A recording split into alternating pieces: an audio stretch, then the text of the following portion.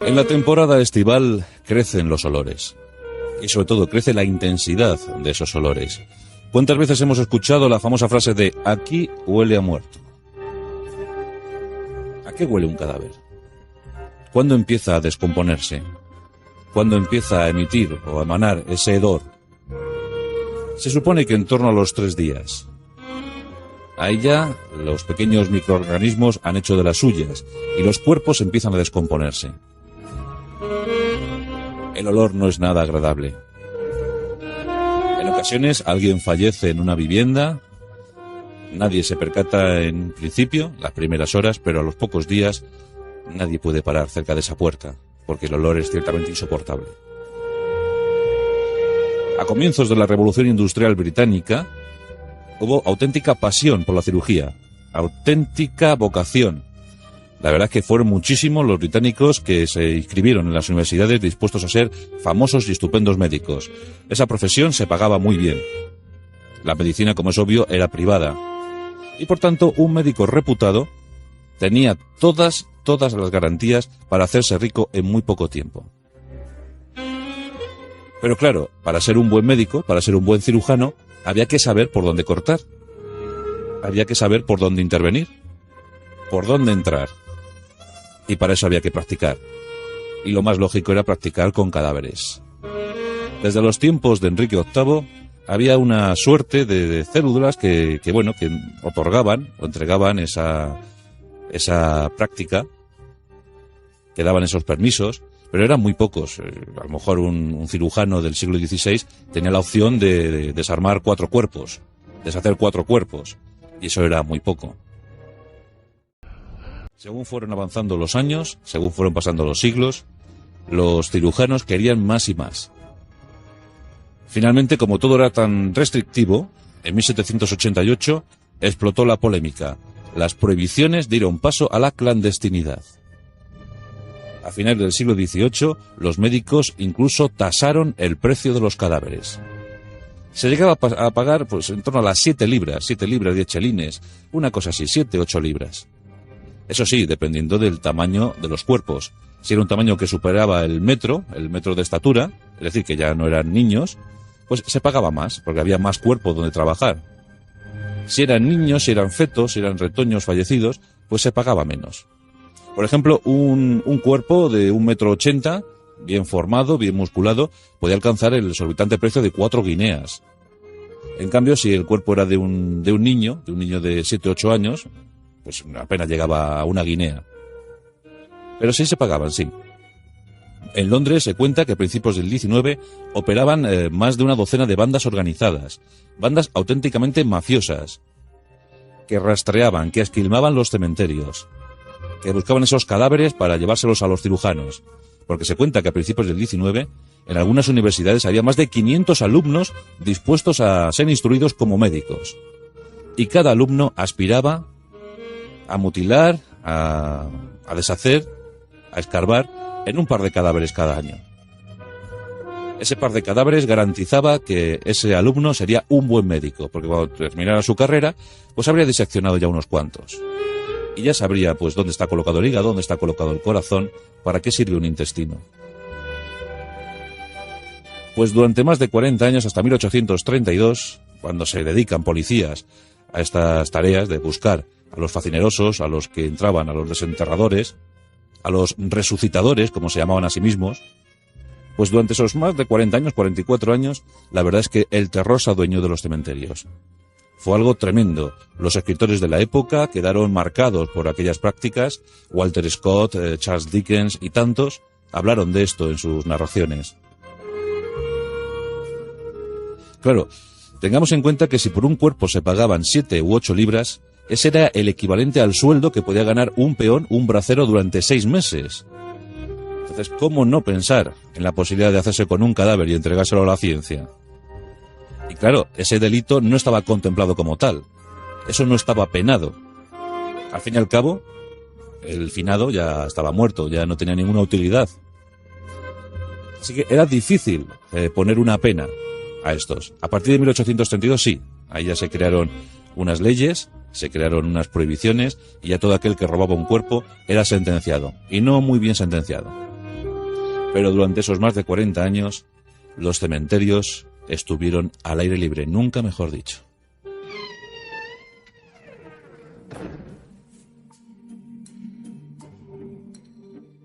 Los cuerpos más buscados eran los cuerpos de soldados, de atletas, de gente bien preparada. Por ejemplo, los boxeadores escoceses temían muchísimo que sus cuerpos fueran robados. Ellos habían entrenado durante toda su vida, y pensar que después de tanto entrenamiento, de tanta lucha, su cuerpo no pudiera reposar en paz, eso les horrorizaba.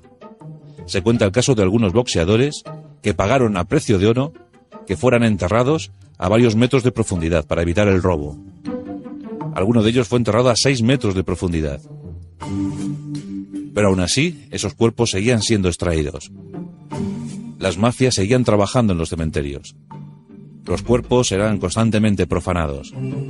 Los expoliadores, además, desarrollaban buenas costumbres. Es decir, cogían los cuerpos pero los desnudaban. Dejaban todas las propiedades, pues no las querían, no las buscaban. Hombre, si tenían algún oro, pues lo cogían. Pero lo normal es que dejaran la ropa, los zapatos, que dejaran todo en el ataúd. Se llevaban el cuerpo desnudo. Y con él, a los sitios secretos. Allí esperaban los cirujanos. Entre 1788 y 1832, miles de cuerpos fueron extraídos de sus tumbas en los cementerios británicos. Pero nada como la historia de Burke y Hare, historia acontecida en el primer tercio de ese siglo XIX. Nos vamos a Edimburgo, la ciudad portuaria. Edimburgo, ciudad, metrópoli de oportunidades, también para Burke y Hare.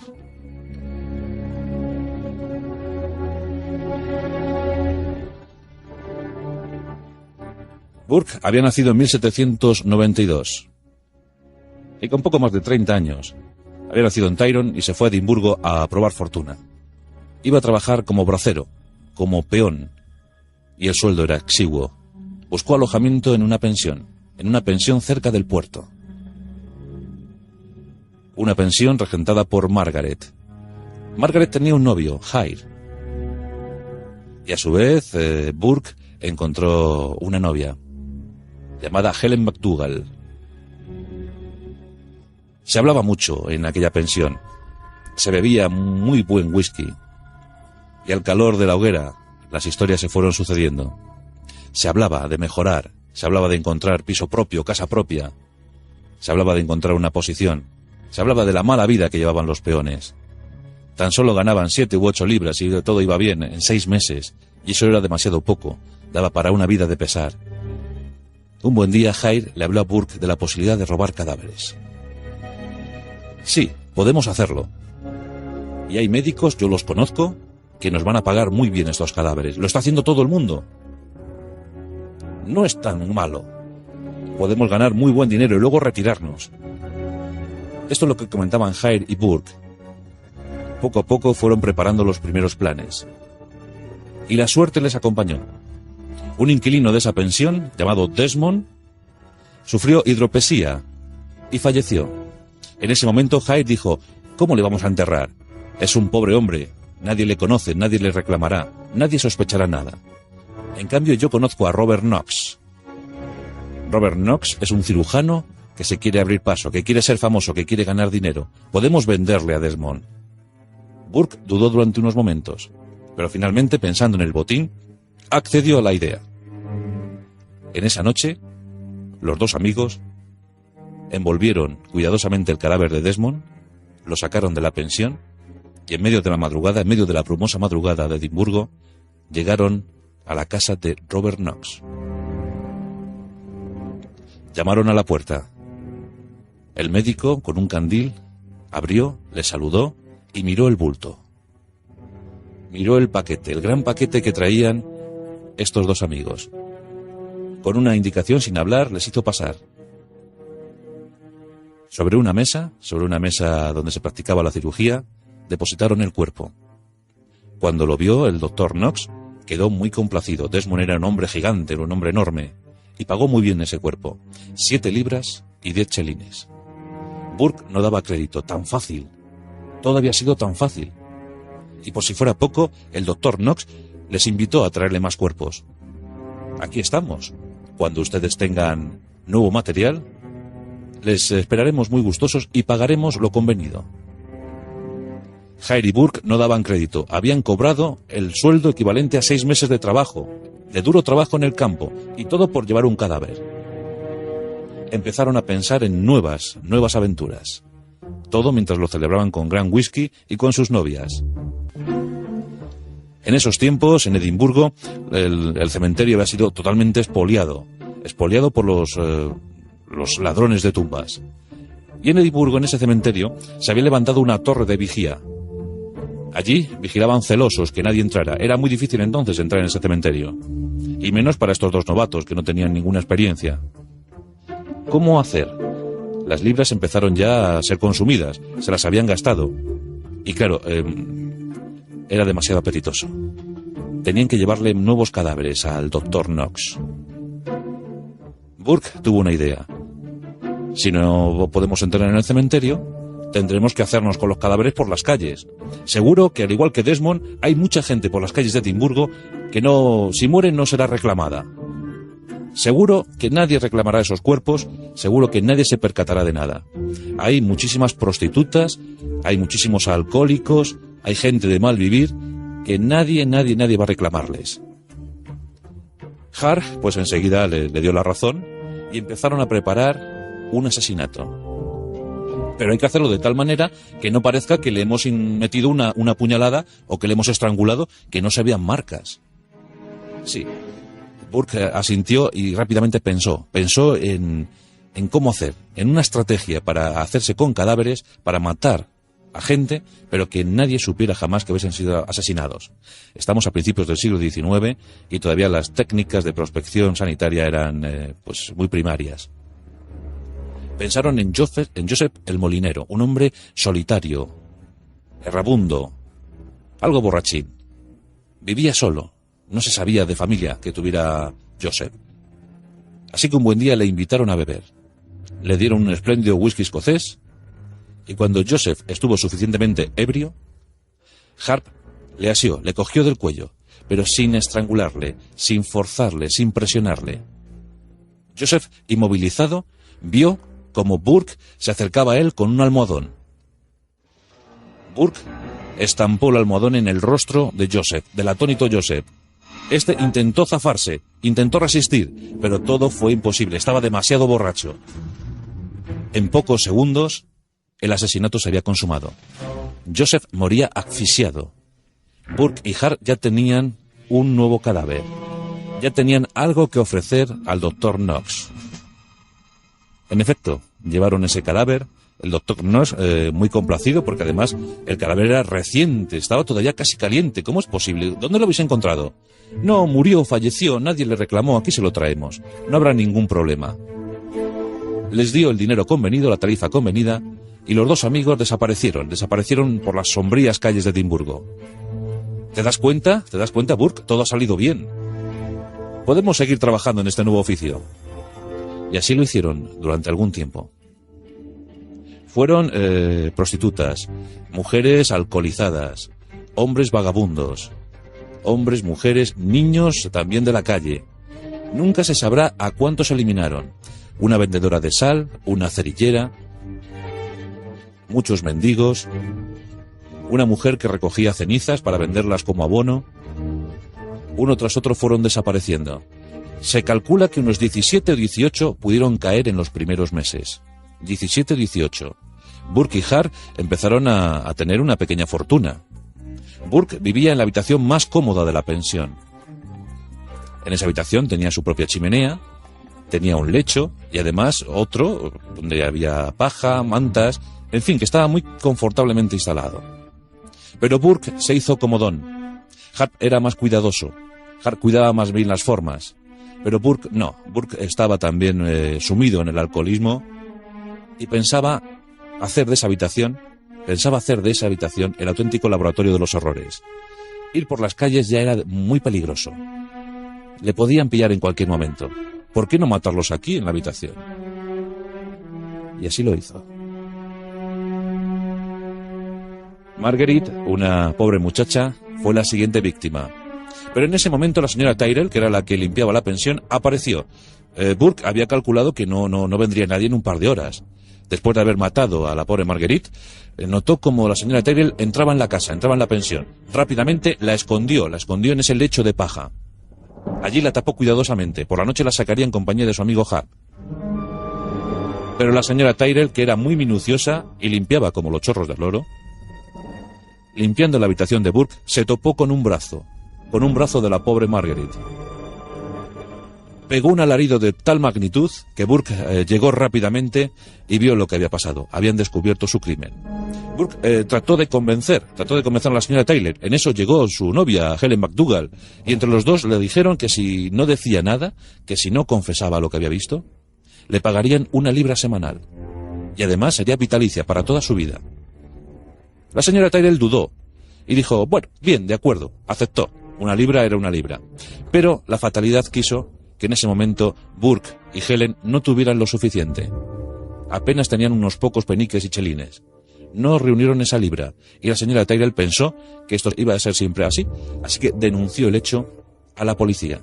La policía, que ya sospechaba, porque había desaparecido un chico al que llamaban todos el Bobito, y era un chico demasiado popular y demasiado sano como para morir, como para desaparecer. Y todos sospechaban ya de Harp y de Burke, porque hablaban demasiado, porque bebían demasiado, y porque fanfarroneaban demasiado. Tenían demasiadas libras para no tener oficio conocido. Todos sospechaban lo peor, y así fue. La policía investigó, acorraló a Harp y le hizo confesar. Le prometieron inmunidad absoluta si confesaba que su amigo Burke era el criminal, que se hacía con cuerpos, que mataba a gente para llevarlas a algún médico. Harp, pensando en esa inmunidad, delató a su amigo. Le echó las culpas de todo. Burke era la víctima propicia. Tenía 39 años y todos querían tener un culpable. Burke era el culpable ideal, y además, por si fuera poco, foráneo, no era de Edimburgo. Harp no tuvo ningún problema en delatar, en confesar, en decir que sí, que todos los asesinatos los había cometido Burke. La policía de Edimburgo apresó a Burke. Le sometió a un juicio sumarísimo. En ese juicio fueron todos a declarar. A la novia, a Helen McDougall, la absolvieron. A Harp tenía inmunidad y le dejaron libre. Pero a Burke le condenaron a muerte. El propio doctor Robert Knox tuvo que ir a declarar. Fue desacreditado y expulsado de Edimburgo. Como ya se sabía todo, ni siquiera pudo trabajar como pediatra en Londres. Era su intención, trabajar como pediatra. En Londres le reconocieron y al final acabó sus días como actor de mala muerte en compañía de unos indios en Norteamérica. Allí acabó como actor. El doctor Knox, de infausto recuerdo. En cuanto a Burke, fue ajusticiado en ese enero de 1829. Eligieron para su muerte la soga, la horca, pero de recorrido corto.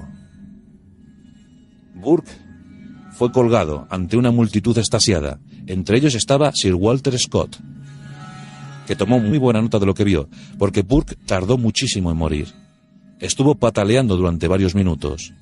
Finalmente su cuerpo quedó yermo. Cuando llevaron su cuerpo, que curiosamente, claro, lo entregaron a la ciencia, ese cuerpo fue vendido a cachitos. Se pagaba 1 chelín por unos pocos centímetros cuadrados de su piel. Los de Edimburgo querían tener bolsos para depositar las monedas. Hicieron bolsos con la piel de Burke y los compraron a 1 chelín. Aquel que había matado a tanta gente acabó siendo mutilado, diseccionado por los cirujanos, pero en esta ocasión de forma oficial, porque los condenados a muerte eran entregados a la ciencia, y su piel vendida como bolsos. Burke falleció y Harp tuvo que abandonar Edimburgo. Dicen que le vieron, intentó trabajar en una fábrica, pero allí le reconocieron y la condena fue tremenda, porque los obreros de la fábrica le lanzaron a un depósito de cal viva. Harp, al caer en esa cal, logró salir vivo, pero ciego, absolutamente ciego. Terminó sus días como vagabundo en Londres y murió a la edad de 70 años. La historia de los ladrones de tumbas, los ladrones de cuerpos. Por 7 u 8 libras, un cuerpo. Finalmente, en 1832, las penas fueron tan graves que la gente empezó a desestimar la posibilidad de saltear esas tumbas, de robar esas tumbas. Pero el recuerdo quedó impreso en la memoria de muchos escritores, de muchos narradores, como Charles Dickens o el propio Walter Scott, que lo contaron. El horror inundó las calles durante más de 40 años. Los familiares hacían vigía, hacían una celosa vigilancia de las tumbas durante días hasta que consideraban que el cuerpo ya se había podrido. Entonces se iban de los cementerios. Hacían auténticas acampadas en torno a la tumba para evitar que fuera esquilmada. Los obreros llegaban a sus casas en grupos para evitar un asesinato. Los niños eran controlados muy de cerca por sus familias, por sus madres, para evitar que fueran también asesinados. Durante muchos años la leyenda negra circuló por las calles del Reino Unido. Nadie se quería topar con un nuevo Burke o Hart. Las historias del siglo XIX británico. Las historias de nuestros pasajes del terror.